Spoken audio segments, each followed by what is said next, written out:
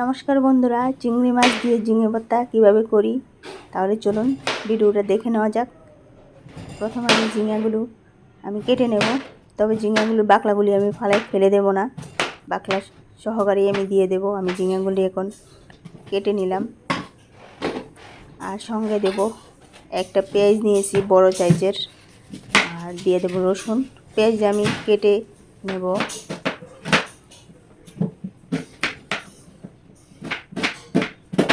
আর নেব কয়েকটা কুশ রসুন। এবার আমি কড়াইয়ের মধ্যে তেল দিয়ে আমি চিংড়ি মাছগুলি ভেজে নেব,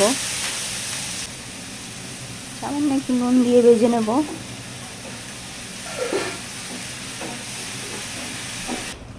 চিংড়ি মাছগুলো ভাজা হয়ে গেলে আমি বাটিতে নামিয়ে নিচ্ছি। কড়াইয়ের মধ্যে আবারও তেল দিয়ে আমি কেটে রাখা ঝিঙ্গাগুলিও ভেজে নেব।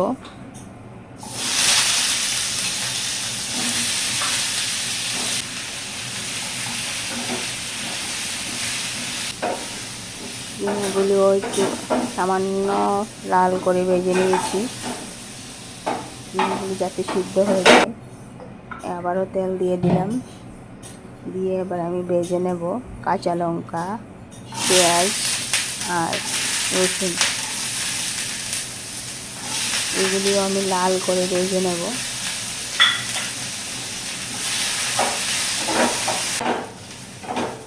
পেঁয়াজ আর কাঁচা লঙ্কা রসুন ভাজা হয়ে গেছে, সেগুলি আমি প্লেটের মধ্যে নামাই নিতেছি। এবার সবগুলি আমি মিক্সারে পেস্ট করে নেব।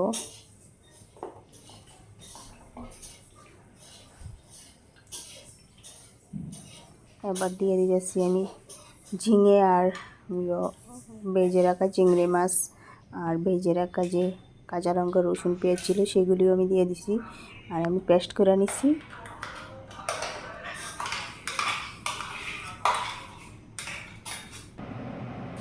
আবারও দিয়ে দিলাম কড়াইতে সরিষার তেল, দিয়ে আমি সোমবারে দিয়েছি কালো জিরে, দুটো কাঁচা লঙ্কা, আর এখানে আমি পেস্ট করে রাখা ঝিঙে আর যে চিংড়ি মাছ এটা দিয়ে দিলাম। তারপর দিয়ে দিয়েছি নুন আর সামান্য হলুদের গুঁড়া, দিয়ে আমি এবার নাড়ি চাড়িয়ে ঝিঙের থেকে যখন জল শুকিয়ে যাবে তখনই বুঝে নিতে হবে চিংড়ি মাছ দিয়ে ঝিঙে ভর্তার রেসিপিটা হয়ে গেছে। আর আমি প্লেটেও নামাই নিতেছি। ঝিঙে ভর্তার রেসিপিটা আপনাদের কেমন লাগলো, ভালো লাগলে অবশ্যই কমেন্টে জানাবেন, আর এইভাবে একবার বাড়িতে ট্রাই করে দেখবেন, খুব ভালো হয়। ধন্যবাদ সবাইকে, ভালো থাকবেন।